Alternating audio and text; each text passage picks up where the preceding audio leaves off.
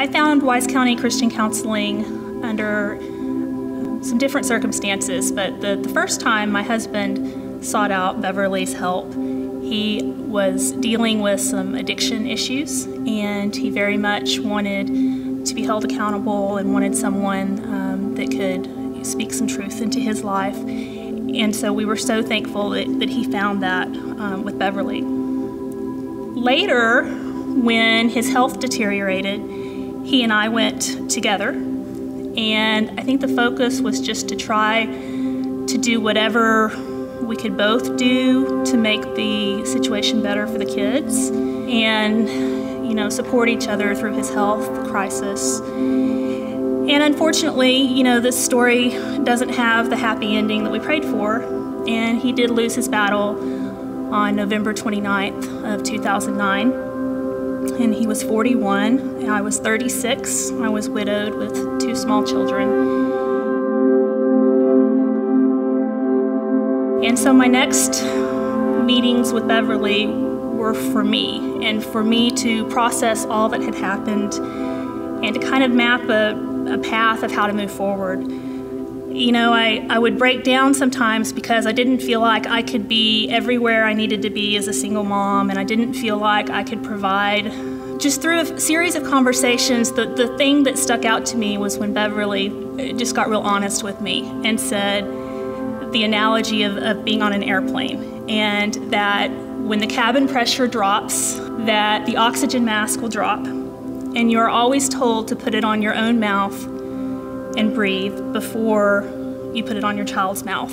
It seems like such a simple analogy, but it's something that even today I remind myself of. And in working with Beverly, I remember telling her, Riley's great, she's fine, she's 10 years old and she hasn't cried.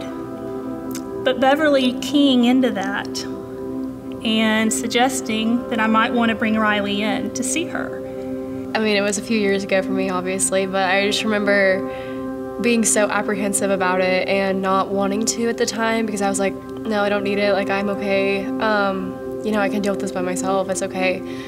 I wasn't a crier. I never wanted to show my emotions, like when my dad passed away, I never wanted to be weak when my family was weak. I never wanted to be that person because my dad was always a person for me who was always strong in my weakness, and so I wanted to be, since I was such a daddy's girl, I never wanted to show my weakness in front of my family. And when I went into counseling, it was kind of like, she was like, why? Why aren't you crying? And then I just lost it. It was like in that moment, I was like I felt so safe and so free that in that room I could just cry and I could actually process my emotions with her.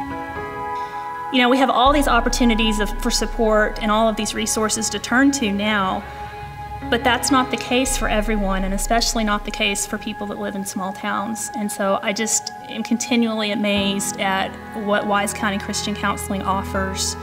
So through going to counseling, for several years, it's just built so much confidence in who I am, and it just made me so able to tell my testimony to other people. For example, going to Africa for every summer for a few weeks, it's just helped me relate to the kids down there and use my testimony for the good and for what it's supposed to be.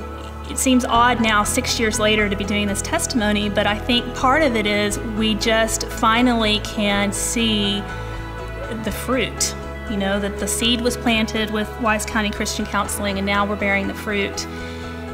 And it's amazing to believe that Brandon's been gone, the second half of her life. We want to honor him and, pay it forward to other people who, don't choose these circumstances but find themselves having to deal with them, and give them some hope. And I think that's the best way that we can honor Brandon, is to pay it forward and continue to support Wise County Christian Counseling and the work that they do for the people in Wise County.